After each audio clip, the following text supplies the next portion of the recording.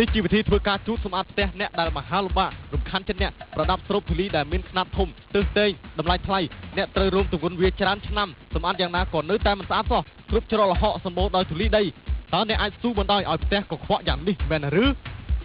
ឈប់ប្រើប្រាស់របៀបនេះទៅឈប់ពីការសម្អាតផ្ទះតាមបែបចាស់ចោលទៅហើយទុកឲ្យប្រដាប់បឺតធូលីបែបពីររុំគ្នាតែមួយជាអ្នកជួយធ្វើការឲ្យដោយការធ្វើការបានពីរយ៉ាងក្នុងឧបករណ៍តែមួយនោះគឺកម្លាំងបឺតដោយប្រព័ន្ធសញ្ញាកាសនិងការផ្លុំដ៏មានកម្លាំងខ្លាំងរហូតក្លាយជាផលិតផលដ៏អស្ចារ្យអូហូអ្នកមើលចុះថាមពលបឺតស្រូបដល់ទៅ800វ៉ាត់វាអាចបឺតទាញកូនបាល់លោហៈមួយដ៏ធ្ងន់ឲ្យអណ្ដែតបានអ្នកនឹងជឿជាក់បានថាវត្ថុកខ្វក់ដែលបង្កប់នៅតាមផ្ទះអ្នកនឹងត្រូវបឺតយកចេញដោយគ្រឿងបែបពីររុំគ្នាតែមួយជាអ្នកជួយធ្វើការឲ្យអូ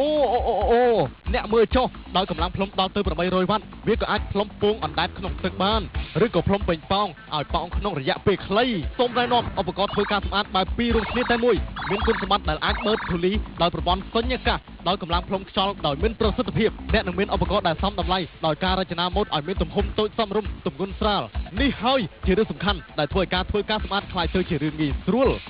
អ្នកអាចយកទៅកម្ចាត់ធូលីដីនៅគ្រប់កន្លុកកន្លៀតបានដូចចិត្តអ្នកប្រាថ្នាឆ្នៃទាំងខ្សែវែងល្មមដើម្បីការងាយស្រួលរួមទាំងក្បាលភ្ជាប់ដែលទទួលការឆ្នៃម៉ូដយ៉ាងពិសេសព្រមទាំងខ្សែសម្រាប់តបន្លាយចំនួន3កំណាត់ដើម្បីប្រសិទ្ធភាពការធ្វើការសម្អាតតម្លៃត្រឹមតែ$59តែប៉ុណ្ណោះតែទេមក20អ្នកដំបូងព្រមទាំងទទួលបានច្រាសពិសេសសម្រាប់ប្រើបឺតរោមសត្វចិញ្ចឹមរបស់អ្នកទៀតផងទំនាក់ទំនងទូរស័ព្ទលេខ023 21 88 22តម្លៃ$59សេវាដឹកជញ្ជូនដោយមិនគិតថ្លៃមិនពេញចិត្តអាចប្តូរលុយវិញបានក្នុងរយៈពេល30ថ្ងៃតម្លៃ$59